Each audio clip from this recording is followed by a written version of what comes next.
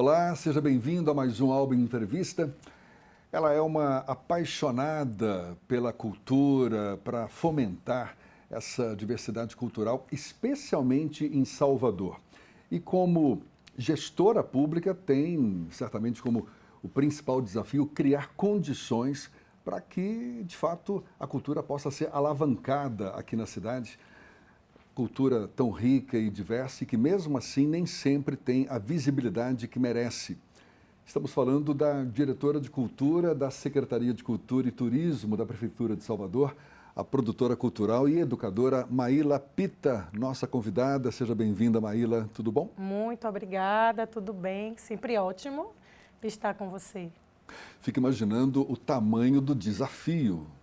Salvador tem a fama de ser um caldeirão cultural. Agora, é uma cidade que mistura muitas vertentes diferentes da cultura, não é verdade? Cultura tradicional, cultura contemporânea. Deixa eu iniciar o papo te perguntando: como fomentar a cultura de forma a valorizar ou manter a valorização da cultura mais ancestral, mais tradicional, com essa cultura mais contemporânea?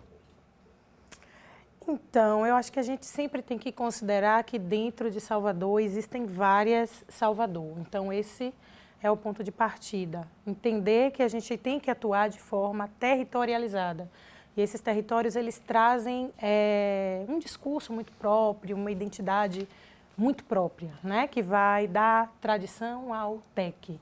E, às vezes, a gente se coloca no lugar de pensar, né? Por que o tradicional também não pode ser TEC, não pode se colocar nesse lugar de TEC em determinados aspectos, desde que isso não extrapole os limites dos mistérios, os limites daquilo que precisam ser mantidos, preservados e salvaguardados.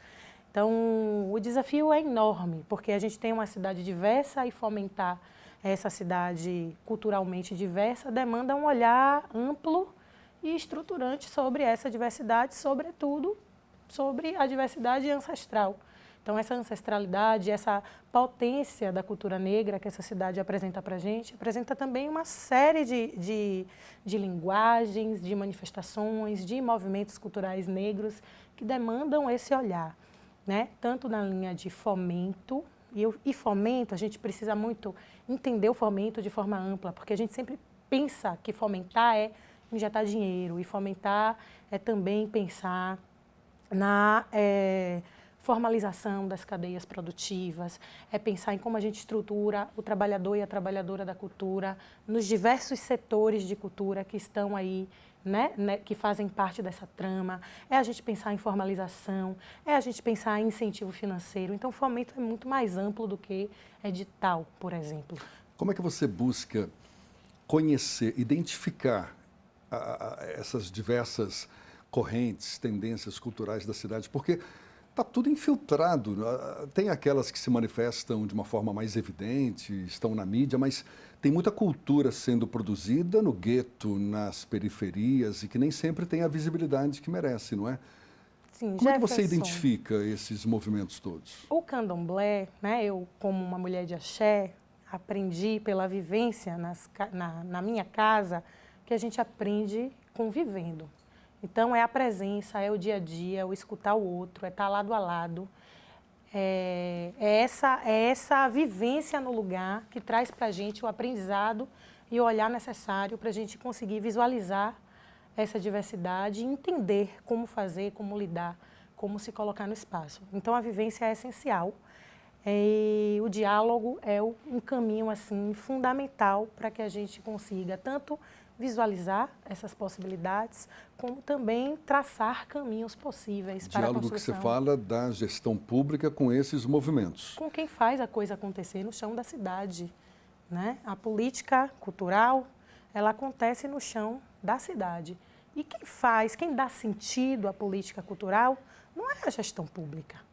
Então, a sociedade civil, ela precisa nos indicar caminhos para a construção de políticas e o diálogo é fundamental e estruturante nesse sentido. Quais são esses canais de comunicação? A própria Conferência Municipal de Cultura, que inclusive está por vir, a de Salvador vai acontecer agora em setembro, é um caminho assim institucionalizado desse diálogo.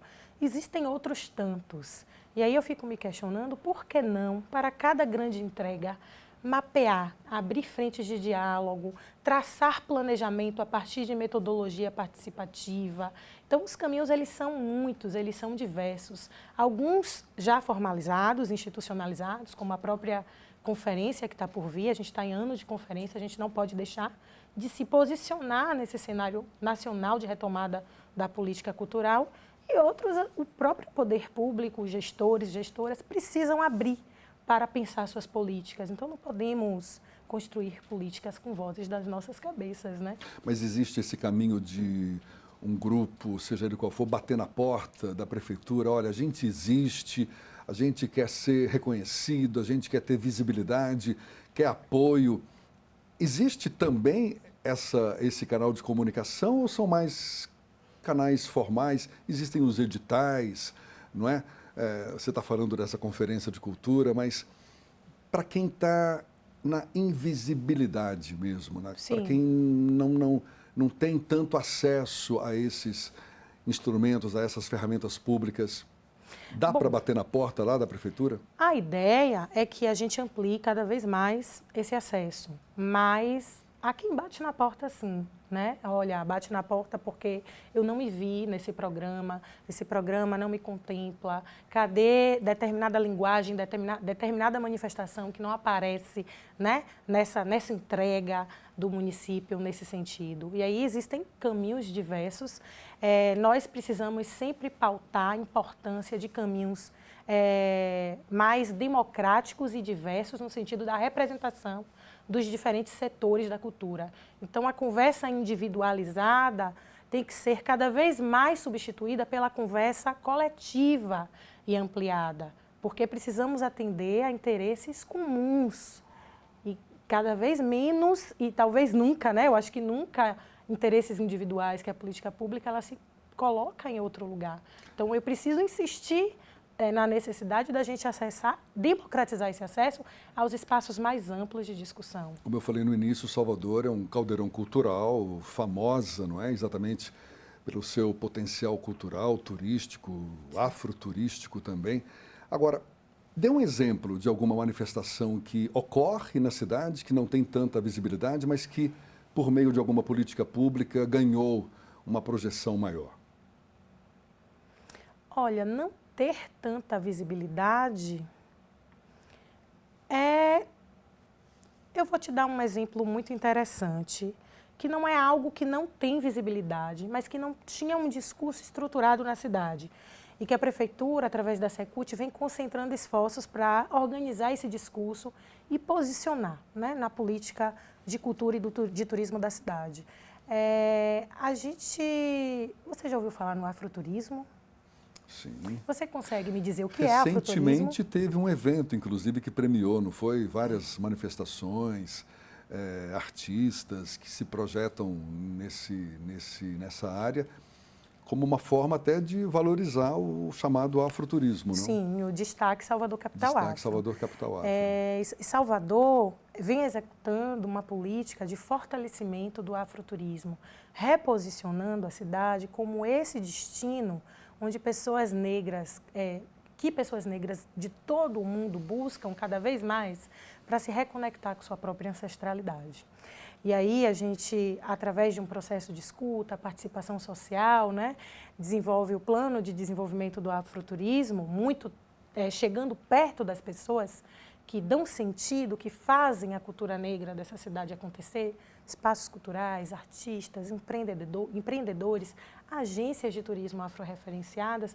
A gente constrói esse plano e traça uma política, uma série de programas e ações voltadas para o desenvolvimento do afroturismo. Então, a gente traz para perto manifestações que têm força dentro do seu próprio território, por isso que eu digo, né, é difícil falar que não tem visibilidade. Não tem visibilidade onde e para quem? Né? Então, que visibilidade é essa sobre a qual nós estamos falando? E aí nós trazemos, nos aproximamos, na verdade, desses grupos, desses negócios negros, desses empreendimentos e construímos, né, pautados na qualificação desses agentes, pautados na promoção de visibilidade midiática desses agentes, no fortalecimento dessa cadeia produtiva negra, desses negócios e na inserção em espaços de comercialização, de venda, de negócios, para o fortalecimento do afroturismo. E aí o afroturismo nada mais é do que acessar essa cidade a partir de um ponto de vista afro-referenciado. Os lugares são os mesmos, você vai no centro histórico, você pode acessar inclusive ali a Cidade Baixa, a Igreja do Bonfim, mas a partir de outro olhar. E para além disso, a gente amplia o leque de possibilidades e te conduz para um lugar que está fora dessa rota. Vamos lá para a Pedra de Xangô, por exemplo, vamos entender qual a conexão, a relação disso com a nossa ancestralidade, com a identidade negra. Então, eu acho que através de um processo de participação social, de diálogo, a gente constrói, reposiciona essa cidade, né, que a gente denomina como Salvador Capital Afro, através desse discurso e dessa política para o desenvolvimento do afroturismo. E você está certa quando questiona que falta de visibilidade é essa, porque tem até um certo preconceito, eu admito, quando falo alguma manifestação que não tem tanta visibilidade na grande mídia, mas tem a sua visibilidade sim, não é? Tem a sua força, mesmo que seja restrita a uma área específica e tal, mas é verdade, a visibilidade ela é muito relativa, não é? E quando você fala desse afroturismo, penso que o grande desejo, a grande intenção seja transformar Salvador numa referência, não? Referência nacional e até internacional do ponto de vista do afroturismo. Sim. Está caminhando para isso? Estamos caminhando para isso e a meta é essa. Então, assim, mundialmente nós temos polos, né, algumas cidades de referência, a Gana é uma delas. Precisamos estar perto desses lugares, precisamos criar e fortalecer essa rede de afroturismo. Sozinhos, nós não vamos conseguir reposicionar Salvador, colocar Salvador nesse lugar. Então, a gente tem que pegar na mão dos nossos, né? Estreitar, são muitos desafios, viu? Então, estreitar, inclusive, possibilidades de conexão. É tão difícil chegar nos países de África. Então, estimular e desenvolver o afroturismo não demanda só olhar para dentro. A gente tem que olhar para fora e entender como é que a gente se conecta com esses outros pontos dessa rede. Como é que se conecta? Olha, é um constante processo de aprendizado. E eu posso te garantir que a gente está nesse caminho. O diálogo é um dos caminhos. Então, a gente está conversando com quem faz, está trazendo para perto. O Festival Salvador Capital Afro é um festival de negócios, então é um festival que traz os nossos pares para perto para que a gente consiga entender como é que a gente se conecta, como é que a gente fortalece, como é que a gente efetivamente desenvolve. Aliás, não dá para falar de cultura sem pensar na cultura como uma manifestação que resulte em retorno financeiro também para quem faz cultura, não é verdade? Porque tudo bem, é maravilhoso a cultura enquanto manifestação popular, manifestação espontânea, mas tem esse viés também, não? Esse evento Salvador Capital Afro, que procura valorizar, não é, artistas, manifestantes desse setor, muito com foco de também criar condições para o empreendedorismo nesse sentido. Sim. Concorda? É por aí? Absolutamente. Assim, a gente precisa entender cultura de forma ampla e eu penso que esse desafio a gente já superou. Né? Passamos daquele momento de entender cultura restrita especificamente à fruição artística e entendemos a cultura a partir de suas dimensões econômicas, cidadã e simbólica.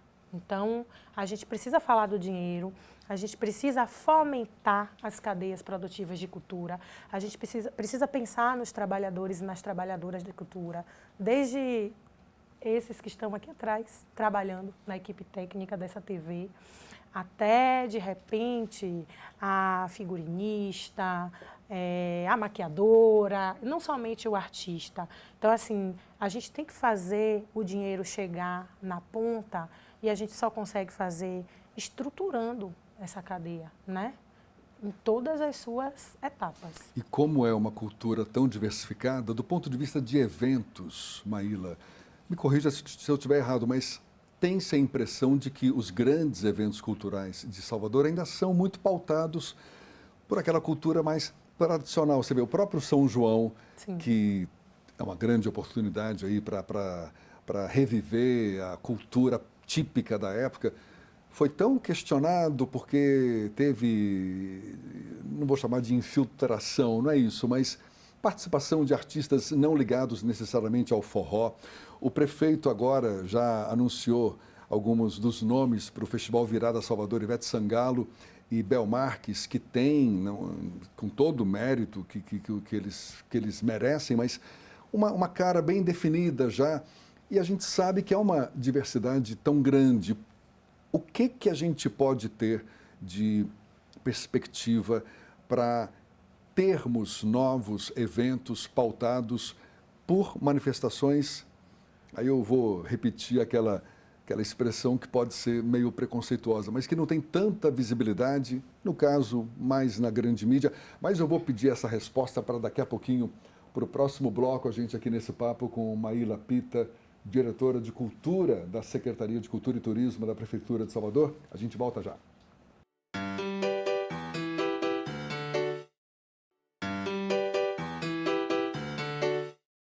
Já estamos de volta. Nosso papo hoje com a diretora de Cultura da Secretaria de Cultura e Turismo da Prefeitura de Salvador, Maíla Pita. E eu deixei uma pergunta no ar, Maíla.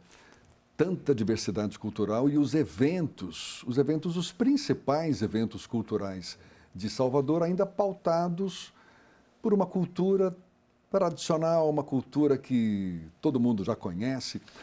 O Festival Virada Salvador, que já teve 2 nomes aí anunciados pelo prefeito Bruno Reis, Ivete Sangalo, Bel Marques. Os artistas afros que costumam participar, nem sempre num horário de tanto público. O que está faltando para termos mais eventos também diversos, acompanhando essa pluralidade da cultura baiana? Tá.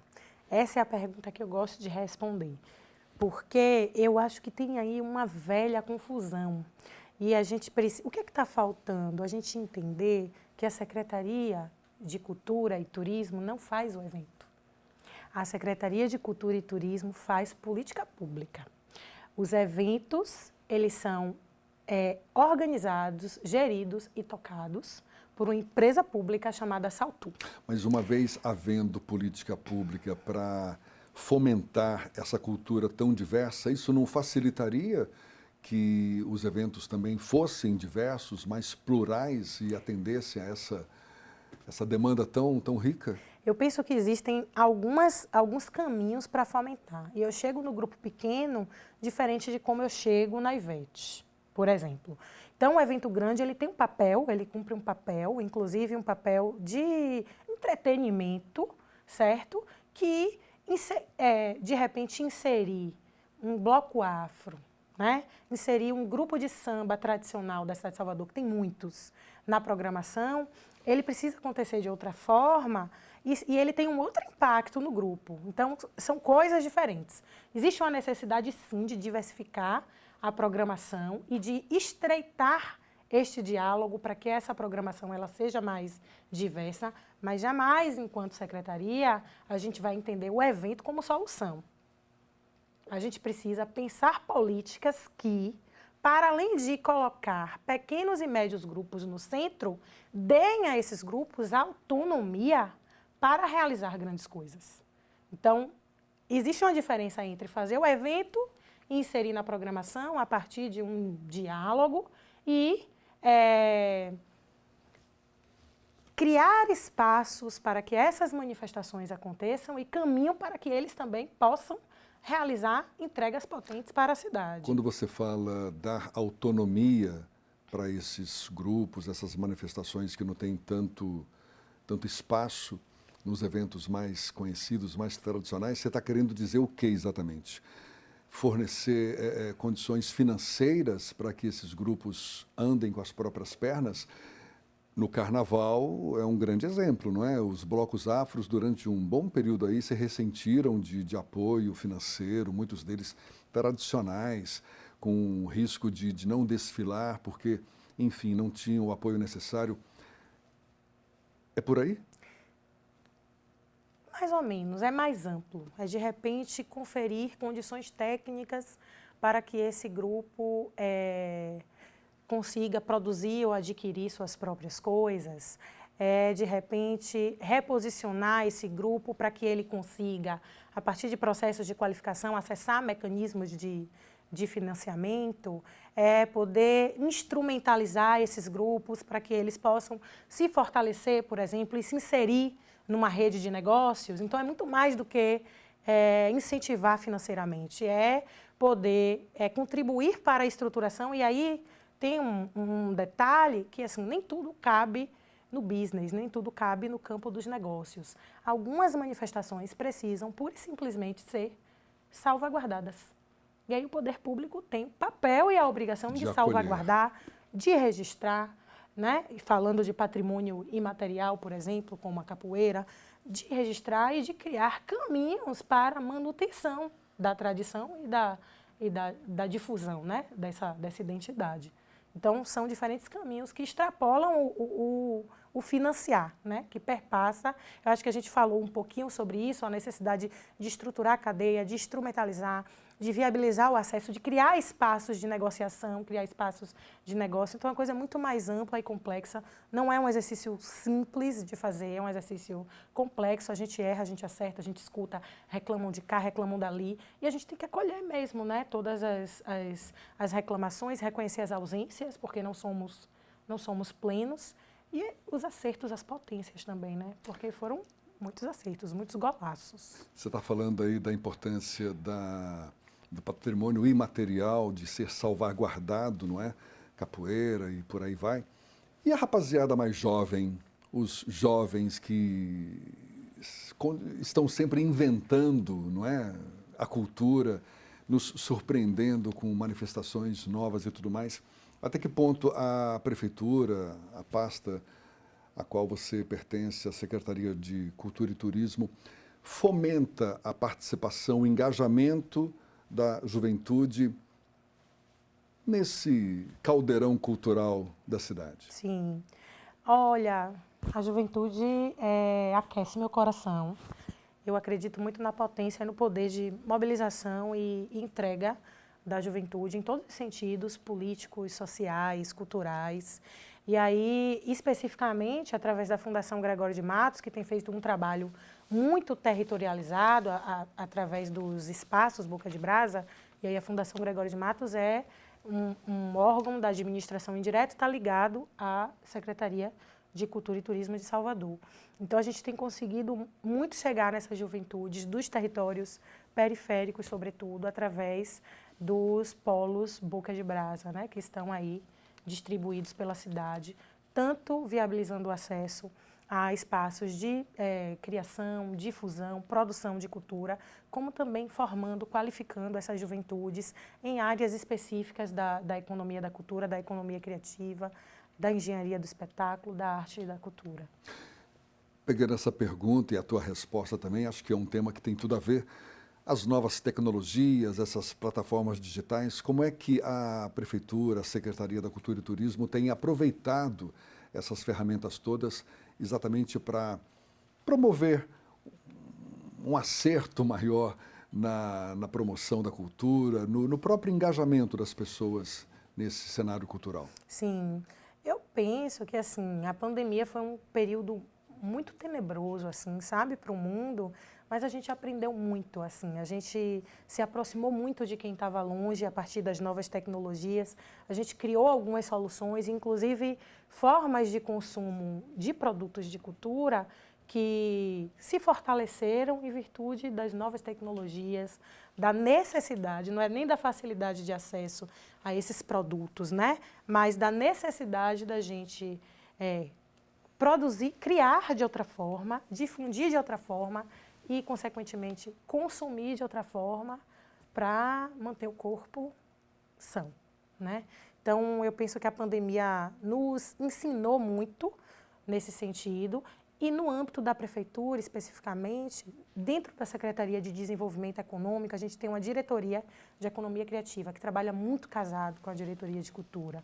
Porque a diretoria de economia criativa, ela trabalha a partir dessa dimensão TEC e da constituição, da estruturação de jovens e adultos para novas carreiras ligadas à tecnologia. Então, acho que isso é muito interessante, porque a diretoria de economia criativa, ela tem uma expertise no TEC que às vezes nos falta na cultura, né? E aí é um processo muito de aprendizado para a gente. Por outro lado, o audiovisual, que traz uma cadeia muito mais estruturada, já consegue pensar em seus produtos de forma mais tecnológica, digamos assim, né? Pensar no podcast como um desdobramento do produto audiovisual, por exemplo, no game, né? E a gente tem uma visão limitada, às vezes, do game, mas pensar no videogame, que narrativas são essas, né? Que a gente pode trazer para a linguagem do game. Então, acho que o audiovisual está muito avançado nesse sentido, né? De dialogar com as novas tecnologias e fazer esses produtos culturais chegarem a públicos que consomem a partir desse lugar e dessa necessidade mais tecnológica. E para promover a inclusão e a acessibilidade cultural, especialmente para pessoas com deficiência, penso que passa, em grande parte, por essas novas tecnologias, mas não necessariamente. Muitas vezes é aquele acesso por condições físicas, por meios físicos, para você permitir uma inclusão maior. O que tem sido feito nesse sentido? Sim. Qual o cenário que a gente pode ter?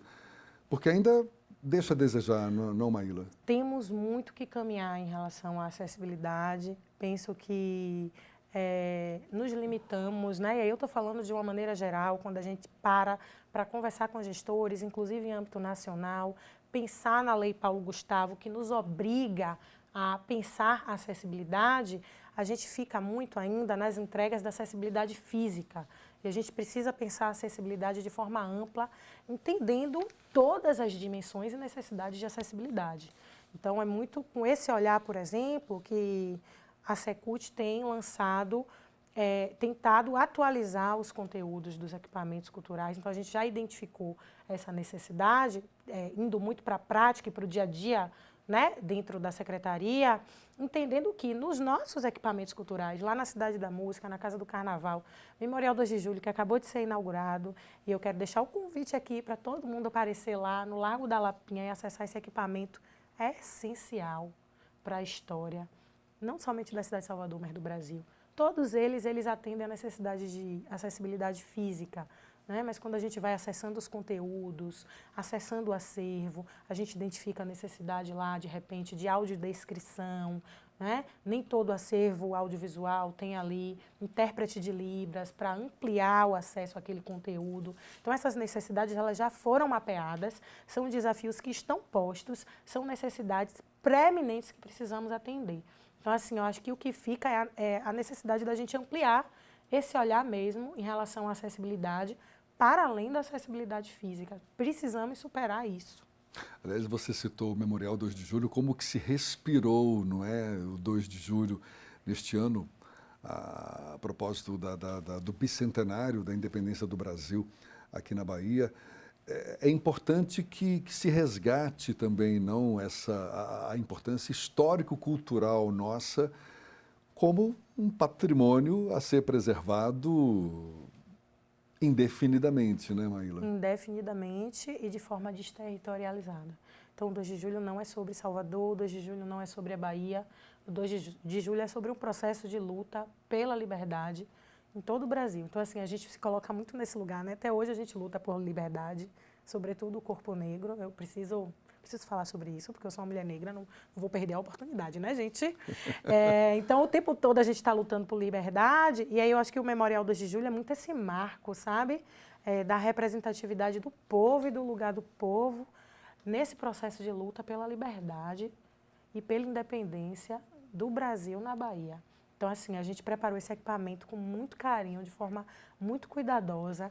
Aquele pavilhão que fica lá na Lapinha, ele guardava o caboclo e a cabocla, e hoje ele é aberto como espaço de memória, trazendo a história da festa, colocando aquelas esculturas que são tão significativas e representativas dessas etnias que fizeram parte do processo de luta pela independência em um lugar digno para elas. Para a gente encerrar, Maíla, levando em conta essas mudanças, transformações sociais, culturais em curso, como é que a Secretaria está preparando Salvador para ser, digamos, a cidade ainda mais vibrante, diversa, culturalmente nesses próximos anos? Olha, a gente está trabalhando, viu? Então, assim, acho que a Secult, a gente vive um momento assim de virada. Então, a Secult passa muito a se posicionar, entendendo a necessidade de pensar Salvador do ponto de vista da economia da cultura. E isso é fundamental, eu penso que essa virada é fundamental, porque a gente olha para as linguagens, para as expressões, para os equipamentos, a partir de outro lugar.